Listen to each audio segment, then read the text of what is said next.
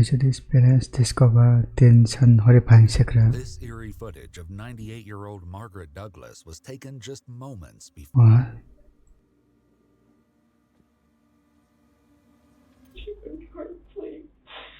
I touched it, was cold. So he recorded himself doing the actual crime.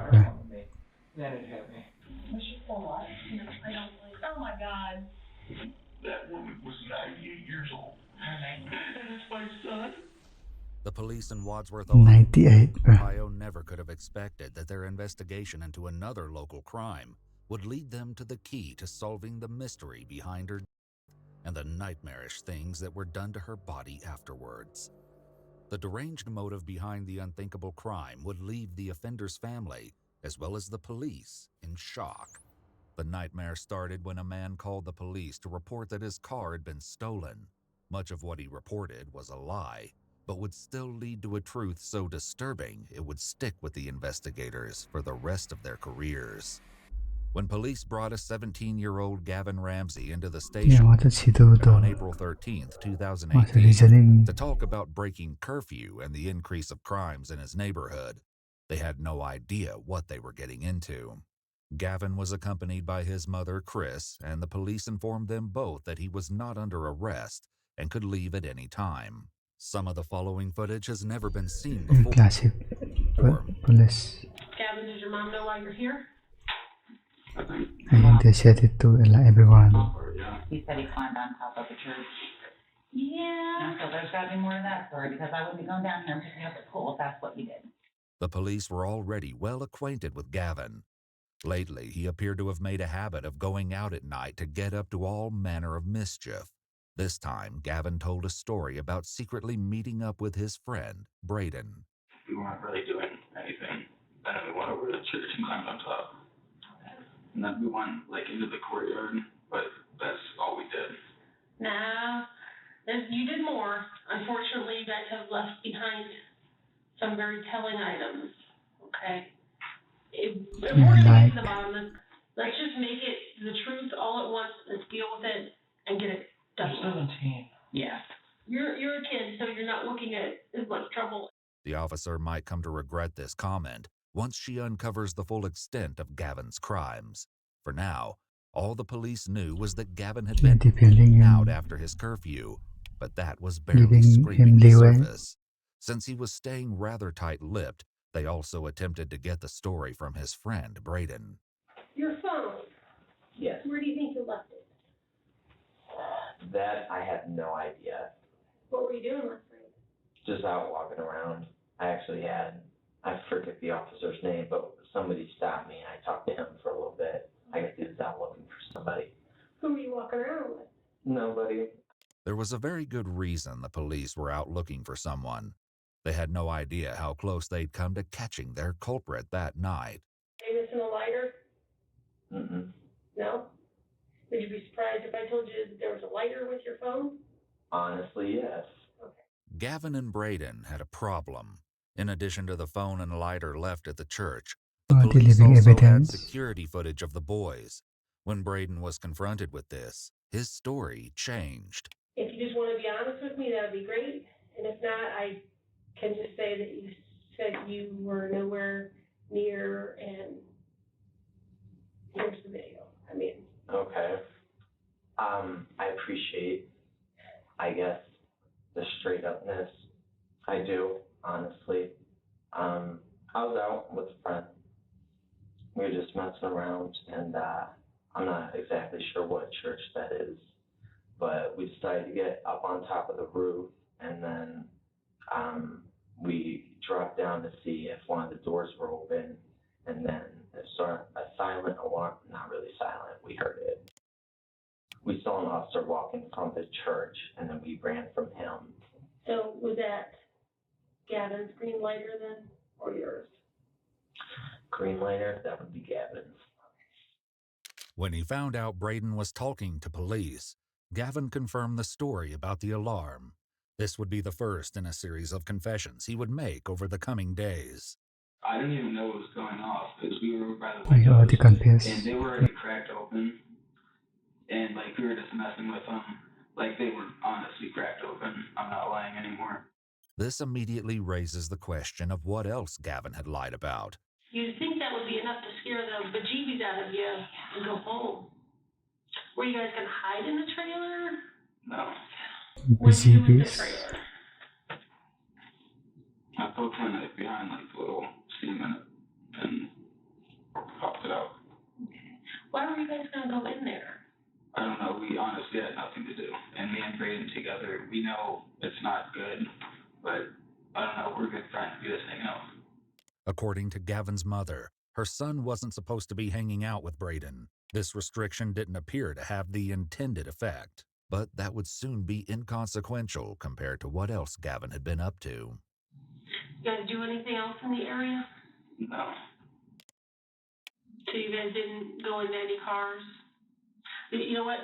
It would make me feel a lot better now if it was just the two of you that went into the cars. Yeah. You know, because of the other issue in the area. I'm sure. I didn't even know there was a car issue there, yeah. Yeah. Oh, God. Yeah. You guys didn't. Now would be the time to tell, okay?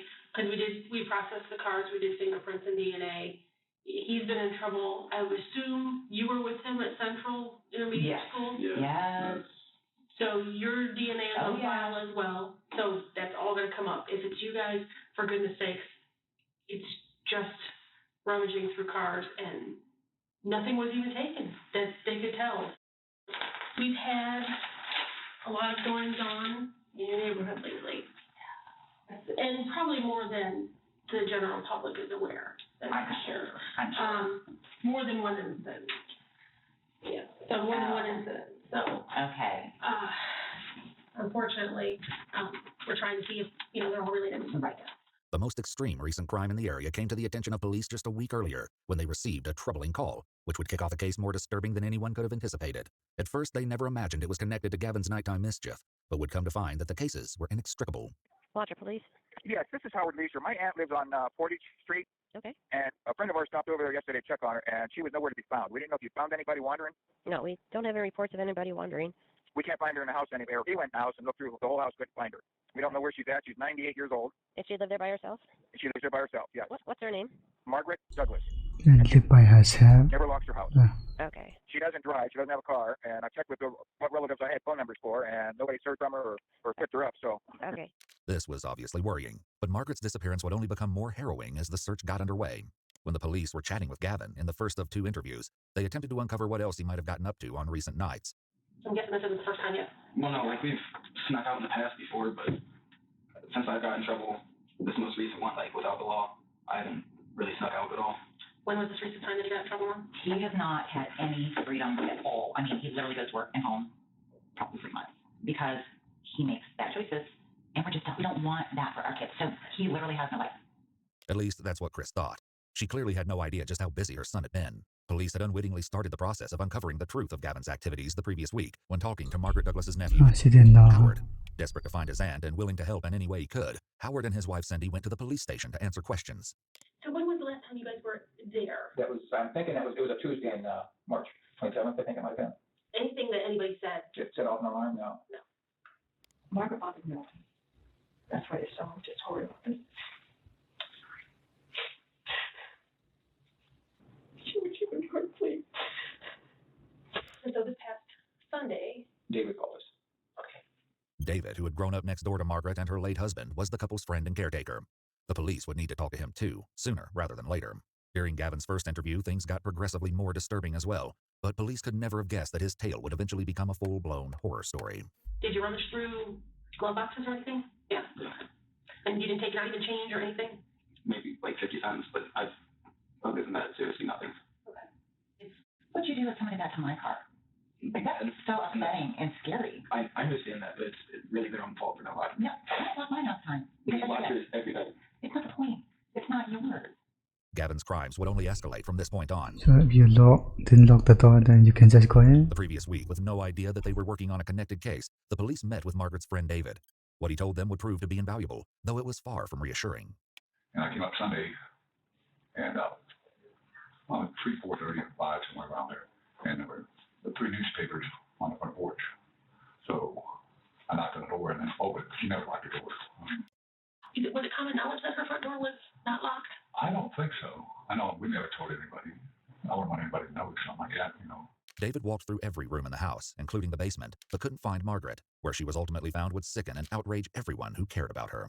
During the first conversation with Gavin, which took place a week after Margaret's disappearance, it became obvious that he'd been up to far worse things than he initially let on. We had a carjacking, Oh my God. and suspect is a young white male with a nice complexion and blue eyes. Is that you? No, it's not me. I wouldn't know the first thing about jacking a car. The proximity of the crimes was more than slightly suspicious, and the police likely believed Gavin was still Interesting. holding back. They had unknowingly drawn closer to the heart of Gavin's dark secrets when Margaret's friend David recounted not being able to find her. Little did anyone know that this would be the lead-up to a stomach-churning discovery. I called Howard, her nephew, to see if they came up, because they come up and take grocery shopping every 2 weeks, like for salt. See if they took grocery shopping. He said no, they hadn't. When Howard still couldn't reach Margaret the next morning, he went to the house in person. Meanwhile, David also called some of Margaret's other friends and neighbors, but they hadn't heard from her either. And this is all on Sunday? Yeah. And then, Were you making those calls on your cell phone? no, I made it on her phone there on Or her phone? the desk. It's the old style phone. Oh, the rotary phone? Yeah, Rudy's phone. Okay. Yeah, and I called on that. You don't want to use that digital phone? Well, it wasn't in So when this is in bracket. Okay. 2010 or The missing something, phone would also turn out to have shocking implications, you along get this hand gas. with a few other seemingly innocuous observations made by Howard and his wife.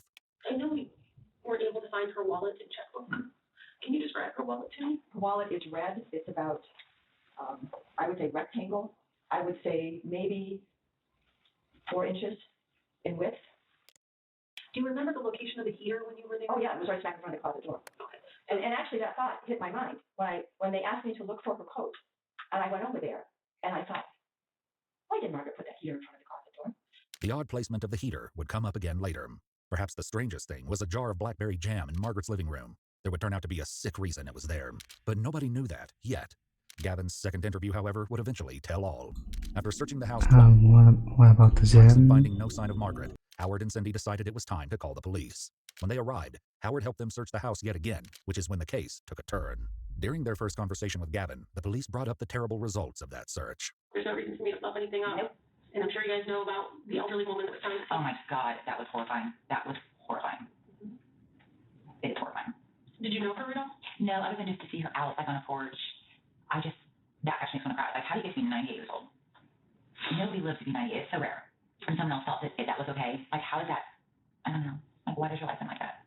That's right. Margaret lived just around the corner from Gavin. Tragically, she'd been found. She'd been her body hidden inside her own home. But the most horrifying facts of what was done to her body after were not yet known. The answer of who was twisted enough to commit such a crime would hit far closer to home than What in the anyone actual? anticipated. And then I'd get all scared. I'm like, oh my God, I have all my porch lights on out at night. I have stranger danger issues. The irony of Chris's stranger danger issues would not be lost for long. I can't imagine you doing something like that. I'm just interacting with you this little bit. I can't imagine that's in your wheelhouse. No. But there was so much about Gavin that nobody knew, including his capacity for unspeakable cruelty. I asked, did you get put in a bad situation? Did somebody put you in a bad situation? No. Gaz, let's put it this way. Honesty is always what's best. I'm not holding anything back. Like, You've already gotten yourself in trouble, so I know, and I don't need to. He's already doing I don't know what's that. a confessing. because you know it No, always comes out. it's not that there's anything more. It's what the dude. That's why I always let you kids. What happens in the dark comes out in the light. That's the way it works. You mess up, you get caught. You make bad choices, you're gonna pay for it. So if there's something else, let's get it all out on the table so that we know what we're dealing with. There's not anything else. It's, I don't know. I'm mad at myself. I'm so mad at myself. What are you so mad at yourself for? I was 16 there, yeah. Belly, like 5 misdemeanors, and now I'm gonna be in more trouble. I have to go back to court, and I'm done with it. I'm so done with it. It's always the me problem, huh? Dude, I'm costing them thousands of dollars. Constant heartbreak. I've honestly probably never made either of them proud. I don't do anything good. Stop cussing. You didn't take anybody's car?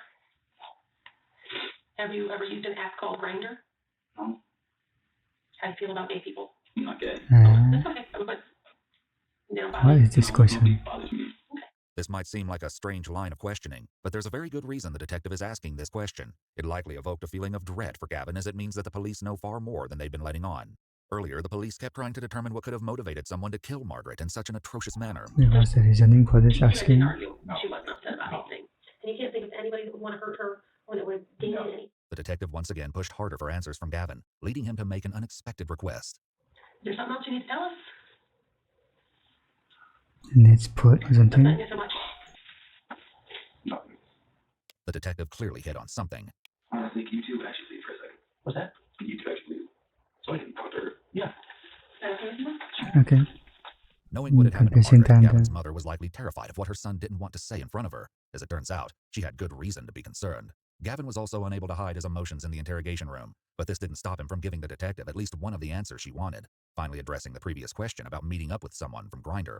But this was only one of the many secrets she would convince Gavin to spill.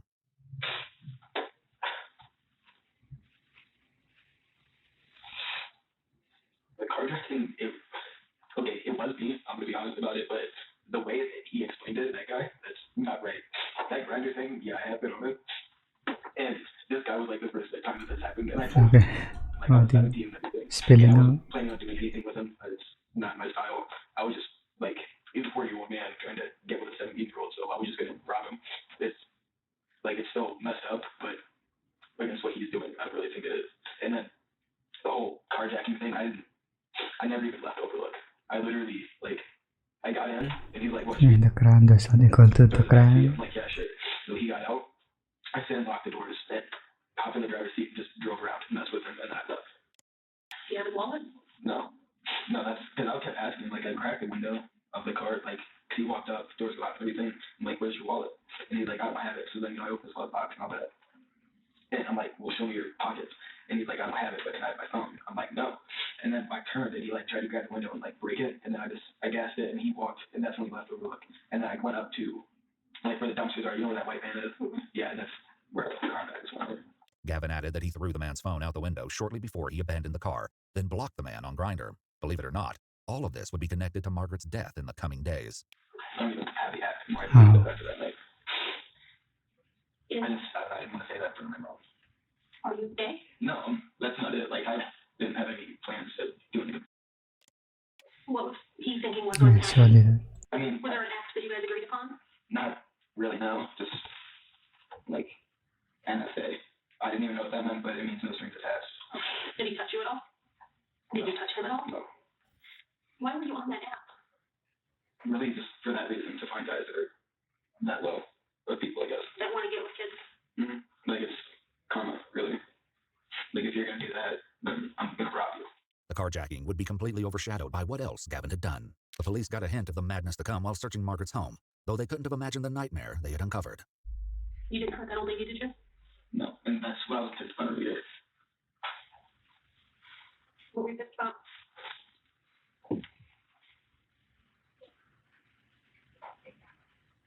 Okay, just thinking for a story Because this time. then I see people accusing me of girl, and that's, like, I just said some dark stuff and everything, and, like, I don't know, people know, like, I'm a dark person, I guess, but, like, I'm not gonna go, like, it's not like that. Like, people are like, oh, you could do. I really feel like you did. I'm like, no, I didn't. So people are saying it? Yeah, and it's making me really mad. It really is. There's no reason that we would find your DNA inside her house because we swabbed the hell out of that house. You shouldn't. What do you think should happen to somebody that does You that? soon? What? Kills a 98-year-old woman. I don't know. I think eye for an eye is the best way to go. That's how I look at things. Eye for an eye. I mean, if it makes you feel better, I will give them your name and let them know your DNA is on file, and they can rule you out. Okay, when we get a DNA profile. Would that help you? I mean, what, for, like, the lady? Mm-hmm. I mean, that doesn't bother me. Braden's DNA was also on record and would be compared to the crime scene. Howard, Cindy, and David all agreed to provide the police with DNA samples and fingerprints, so they could be ruled out as suspects. You're so I'm bad. sure your mom's getting out there freaking out. Yeah, she probably thinks I'm confessing to Does murder. he even know DNA exists? Just 3 days later, this remark would be cast in a chilling new light. Why would you even hear about an app like that? Why would you even do that? I don't know. Like I said, Mom, I don't know why I do anything that I do. That sounds all vigilante crazy to me. That's what that sounds like. So that will get forwarded also, and then God only knows what that charge is going to look like. Do you see how all these horrible things kind of tie together? And you start to get pretty worried about what's happening, especially with the escalation of, Yeah. so, you know, if there's something else or somebody else that you know is out there doing stupid crap. Yeah. Can keep it on the down low. Your name won't cross my lips, but I need to get to the bottom of what happened to this poor woman. While Gavin assured the detective that he told her everything, the bulk of his secrets had not yet been spilled. Unaware of what her son had done, Chris permitted the police to search Gavin's phone. With that, they left the police department. When it came to the phone, the investigators were mainly looking for anything about the carjacking. Instead, they found something completely unexpected. It was awful enough that 2 detectives rushed to the Ramsey house to place him under arrest. Take note that he was made aware of his Miranda rights as soon as he was seated in the police car. Oh, it's the video, right? The first one. Were you gonna tell me this? No, this was the subject. I thought about it, but I didn't know what to do. Did you know I'd be coming to see you after we got your phone? I figured. As soon as I heard the knock on the door, I honestly, if my proofs were died, I think I would have ran. When the detective ushered Gavin into the video-recorded interrogation room, his distress was obvious. I'll be right back in, okay?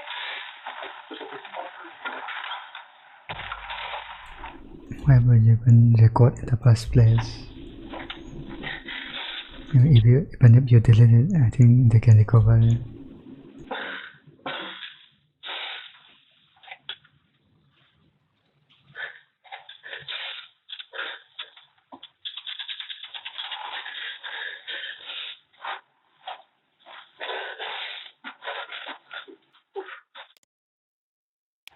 You sure I can't get you a drink?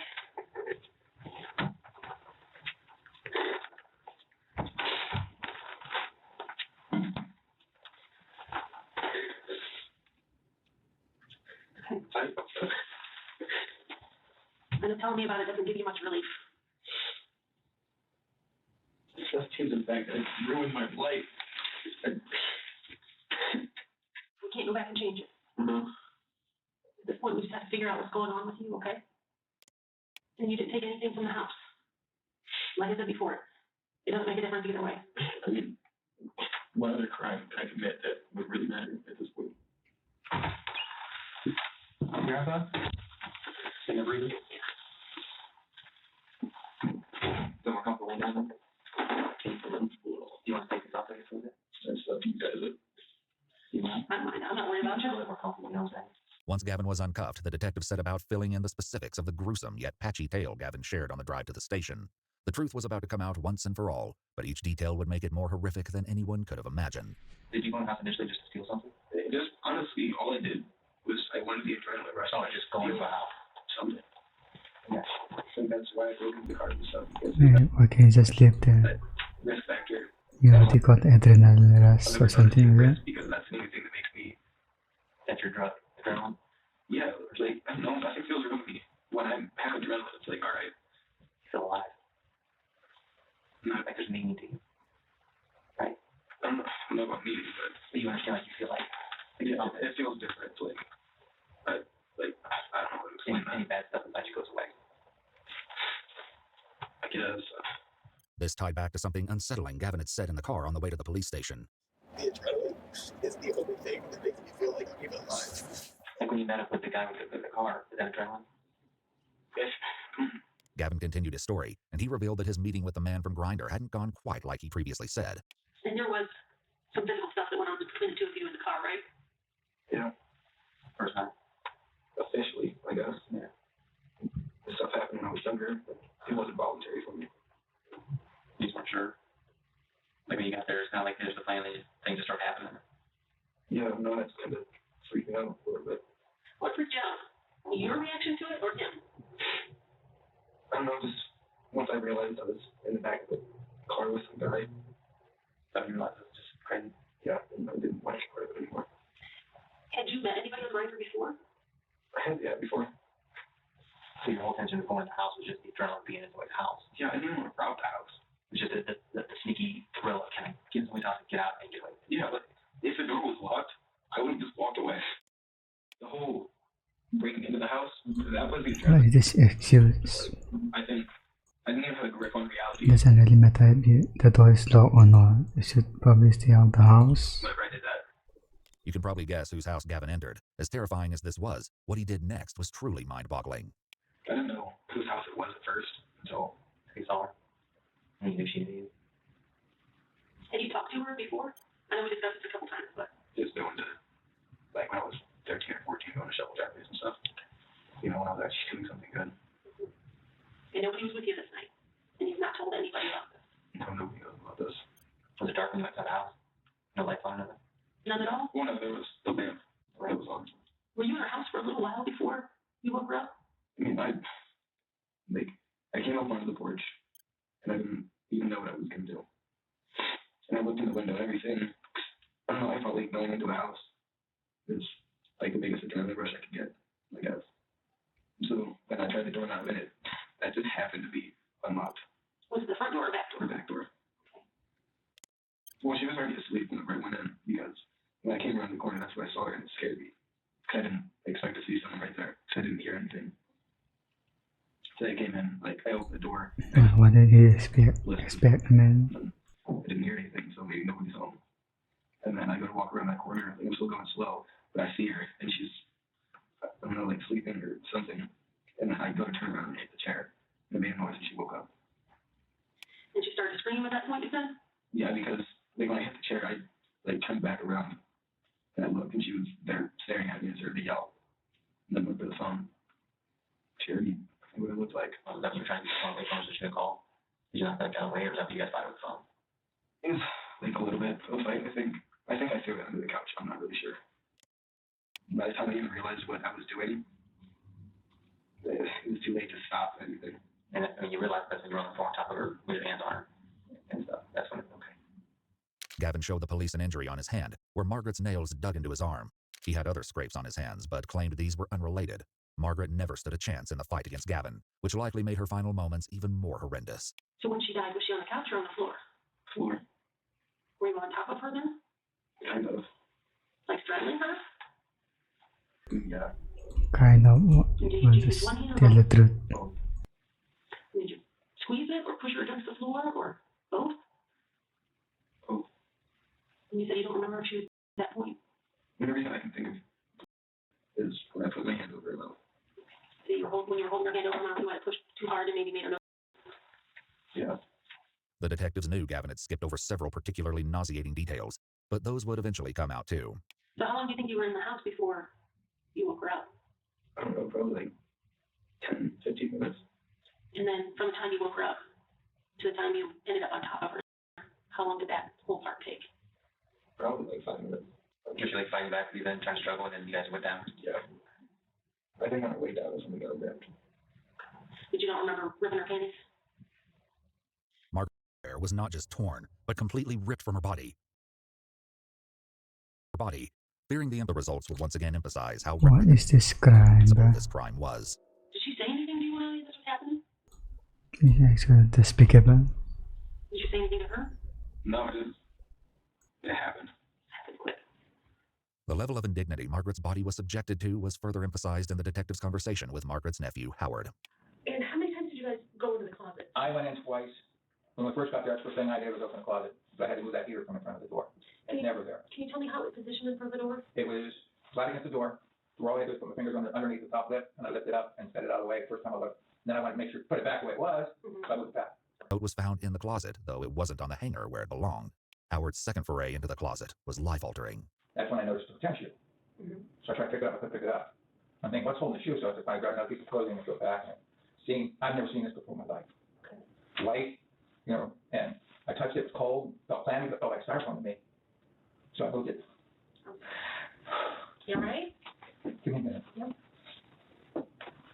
So I'm moving another piece of clothing, and that's when I can go down like this. It's a body, yeah. Up front of her leg, and it felt the same way. I'm thinking, why has she got styrofoam in here? What is it? And then it hit me. So it took you a minute to realize that it was her in there? Yes, it did. In the closet, carelessly thrown on top of her, along with other items from the closet. It appeared that Gavin had pulled items down at random in an effort to conceal the body, including a sweater and a vacuum cleaner. That's when basically we left the house. Yeah. I've never seen it. I'm sure you guys do all the time, but I've never. Yeah, it's not something you get used to, no matter how many times you see it. And to me, it didn't look like flash or skin. That's what. It took you a minute to realize what it was. Oh, yeah. Oh, God. Well, she didn't get in there herself. I know. She wasn't going to heat by herself or cover herself up. I know that. When Margaret's body was removed from the closet, police made the skin-crawling discovery that she'd been laying on top of her torn. How long did you stay there before you put her in the closet? That was probably Premeditated 20 episode. minutes. I just kind of sat there and I didn't know like what was going on. Like I was still in shock. And then I checked my phone and it said it was like 4 something. And I knew my mom had to get up at 5 for work. another place to put her, or was that just the first place you came along? I guess it was just the first place, considering like my time with it. And then you drug her by her feet, you said, to the closet. What part did you put in there first? I think it was her head that went in first. Did you close the closet door? Did you put that heater in front of the door? Yeah. The closet where Margaret's found was only about 2 3/4 feet wide by 1 3/4 feet deep. In order to make her body fit, Gavin can face down with her knees bent and arms folded. And you didn't take her wallet. Nobody cares about the 60 or 80 bucks. Yeah, they cared about it. I did, but it's gone. You can throw it. Trash also. Which trash? At my house. The trash was long gone by this point, but that didn't turn out to be an issue. Police once again involved Gavin's parents, who had followed the arrest team to the police station to help them with their investigation. Okay, honey, listen. This is going to be a weird request. I need you to take your brother and take him out of the house right now. I will explain later. Maybe go to Uncle David's and just hang there, and we'll call you when you can come home. No, everything's not all right, Zach, but don't tell your brothers right now. Once Gavin's 3 brothers were out of the house, the police carried out a search warrant. Their efforts were not in vain. Tucked away in the back of a dresser drawer with Gavin's jeans, the police located Margaret's missing red wallet. Gavin confessed he'd spent all the cash on cigarettes, but Margaret's cards were all accounted for. However, the wallet wasn't the only item of interest. The night you were out at Margaret, did you What other stuff did he drink do? or smoke anything? Did any drugs that night? No, that I was actually sober that night. Which is another reason why I smoke weed and I drink. Because I can't handle myself when I'm sober. Or I can't, like, comprehend. I don't even know the word to use. My thoughts when I'm sober are dark. When I'm high, they're, like, good thoughts. Had you ever thought about anybody before or taking someone's life before? Not, like, planning it out, but, like, oh, I'm so mad I can go right now. Like, that kind of thing. But you never imagined yourself actually doing it? No, I could never vision myself. Gavin shared with the police that he had struggled with the urge to take his own life. He refrained, he said, for the sake of his mother, who would have been heartbroken. I mean, I wondered what somebody would feel like, but I've also wondered what jumping off a building would feel like. So it's not like anything about this was premeditated. During their search, That's what that. And then I came across a remember. journal in his bedroom that would prove that, once again, Gavin was not sharing the whole truth. The journal began with 2 research projects on the serial killer Donald Henry Gaskins. After this, the entries transitioned to ideas for skits and short films. Chillingly, in each one, Gavin played the role of the victim, and almost every story was to be played by Braden. As skin-crawling as this was, the entries containing Gavin's personal thoughts were by far the most disturbing. In one, Gavin wrote, "I want to know what's wrong with me. Sometimes I just want to go off on someone till they're not breathing anymore. It's not even for attention or anything. I honestly want to take some life." In another entry, he wrote, "I don't feel empathy or sympathy for anybody, like, I just don't give it." You never told your counselor about any of the thoughts that you have? I did a lot. She didn't. This guy. She started with trying to treat the depression first. But that's something I don't know if this can be fixed. Because it doesn't feel like it's some regular emotion. This feels like it's natural, and I don't want it to be. Anything can be fixed. Yeah. Gavin had been in counseling on and off for years and was diagnosed with ADHD and depression. Another entry Gavin made in his journal highlighted his depravity. He wrote, "I think if counseling doesn't help, I'm honestly going on one. I'll probably take a girl out to the woods, or I wouldn't feel bad about it, but I know it's wrong." We might never know exactly how much Gavin told his counselor, but he appears to have been very upfront. Okay, let's just lock With his him up coworker then. Haley. Haley shared a Snapchat conversation with police in which Gavin told her flat out, quote, "I watched one of those videos on YouTube and I laughed, and I'm pretty sure I can one in cold blood and not feel guilty or sad or anything." Chillingly, when police spoke with her, Just have report Andy. she told them that she had no problem believing the despicable things Gavin had done to Margaret, but police still hadn't uncovered the full story. So what did you do with your gloves when you left? I threw those away Where at? in the trash can. At home. Is there a glove there? Could you have dropped one? There wasn't one there. I guess I did drop one there. Gavin said the gloves just happened to be with him from when he cleaned the bathroom at home several days earlier. However, it wasn't the presence of the gloves that police were most interested in. There was something far more disturbing that they had discovered. There was purple stuff on it. What was the purple stuff that was on it? I get it, that there's a whole piece of this that you don't understand why you do. Okay? I understand the whole piece that you don't understand. Did the purple stuff have to do with the whole piece that you don't understand why you do? No. No, the purple stuff was a jelly. I don't even know where that came into play at.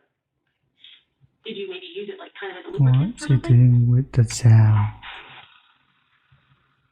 Is it a part you don't understand, or is it a part just embarrassing? In your own mind. You know what I mean? In your own mind. kind of okay, I'm saying we understand that it's an embarrassing part since you're not sure we understand that part. You know what I mean? It's okay that we understand it that way. Something I don't understand, I guess. You know, like, What? You put the jelly on the glove? Is that what you Definitely turning did. to every yeah. This vial was the nauseating reason the blackberry jam was found in the living room. Testing on the jar revealed the presence of male DNA, though it could not be matched specifically to Gavin. The horror continued. Is that the same time that you were taking some of those pictures? Yeah, and after I took those pictures, I'm like, what? That's when the shock set in? Yeah, it's like, what am I doing? Well, that's just creepy. Yet Gavin still continued taking pictures. In addition to taking photographs of Margaret while she slept, unaware of the danger, he also documented the revolting process of violating her dead body. You know, there's a couple of videos of you kind of peeking over the edge of the couch and videotaping her. When was that all done? That was on the same night. Why did I lie about anything? That was stupid. Like, I turned the corner and didn't see her. And we hid. And yeah, then I hid. I was taking my phone. I was taking pictures to see if she was awake. I got it. And then she saw me. And we stood up and she saw me. All of the photos and videos of Margaret were discovered in a hidden app on Gavin's phone, labeled Dark. It was password protected with the word. As if that wasn't enough, something else police found on Gavin's phone only What is solidified this the case goopy against him. password? The day Margaret's body was found, Chris Ramsey sent a text to her son alerting him of the police presence in their neighborhood, which said, they're looking for someone. Gavin's casual reply of, well, that's Wadsworth for you, was undercut by the fact that he then immediately looked up Margaret Douglas dead and Margaret Douglas Wadsworth, Ohio. He deleted the search history, but forensic technicians were able to recover the information. Damningly, at the time of Gavin's search, Yeah, no Margaret's shit. death had not yet been publicized. There was only one horrible way he could have known why the police were there and what had happened. Did you mean to hurt Margaret like that? No, no. Please note that at this No, point, the sir. male detective stepped out for a moment, leaving Gavin alone with the female detective. Are you sorry this happened? Yeah, I'm really sorry that I did all of this. Were you sorry about all of this before you got caught? Yeah, like I constantly, like, I think about it a lot, and I feel like bad about what I did. Like I don't, like, I feel bad. I know it's wrong, but I can't express the emotion. Once again, Gavin's journal suggested a far more wicked truth. He wrote, I don't care that I feel the way I do, but I need counseling before I completely go off the deep end and do something that literally ruins my life. I wouldn't feel bad if I come one, but I don't want to sit in prison. If she was here alive in front of you, what would you say to her? Doesn't want to face the consequence. Sorry. That was never meant to happen. If I could take it back, I would. There's a subtle upward inflection when Gavin says, I'm sorry. His monotonous and emotionless tone is a stark contrast from earlier. It appears he can cry for himself, but not others. Still, Gavin seemed to find something else far more troubling than the life he took. I think if my dad sees me, he's gonna go to freaking jail. Because... Unfortunately, it's going to affect everybody. Yeah, I know. Well, What? ruin our family name. I think he's just Gavin's going to parents jail. waited in the Bro. lobby of the police station for the duration of their son's interrogation. To say they were distraught when the police broke the news that their son was a killer would be an understatement. All the phones contain images of Margaret before and after, as well as videos of your son with her. Okay. Okay. Engaging in sex with her. Was she still alive when you were doing that? I don't think. Oh my God. This isn't happening. This isn't real. Why this is sad?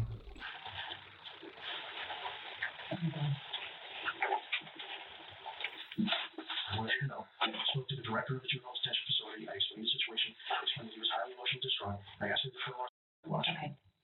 I've asked him to take, to keep him under 24/7 observation. Okay. I know this is an emotionally devastating situation. I just want to know. It's a horrible set of circumstances. You deserve to know. He will be tried as an adult. Oh my God! Oh my God! 98 years old, just living out her days. And here's my son. My son in this. And I'm loving all these people out here. And it's my son. Does Gavin understand he's going to prison? I'll be fine. Incidentally, Gavin was wondering the same thing. What do you think is going to happen with me? I think you're going to go to juvenile detention. You're going to do some time in jail. Usually like 17, I don't know. so probably 50, 60 years. Or life sentence. Saturday, like, just 5 days from now, I was gone. I was leaving. You're going to run? Yeah. Because the only reason I didn't yesterday is because I knew my mom just took out my money for my insurance, and I knew my insurance doubled, so I'd like no money. Well, Gavin, I'm glad it's going to stop here. I'm glad this didn't go any further. Because I don't know that you would have been able to change on your own. No, I wouldn't. And I don't know. I had a pretty clear picture of what the next year looked like if I ran. Unfortunately, I think you would have hurt more people. Was that in your plan? I mean, that wasn't in my plan, but I could see that happening. On January 18th, 2019, Gavin was Here convicted of comes. aggravated. He was given a life sentence for murder, along with 10 years each for Nice. burglary and an additional year to be served consecutively. Originally, he was meant to serve life in prison without the possibility of parole, but changing legislation for minors who were tried as adults renders Gavin eligible for release after 25 years in 2043. After 25 years, okay. That's just too short. There was a thing there.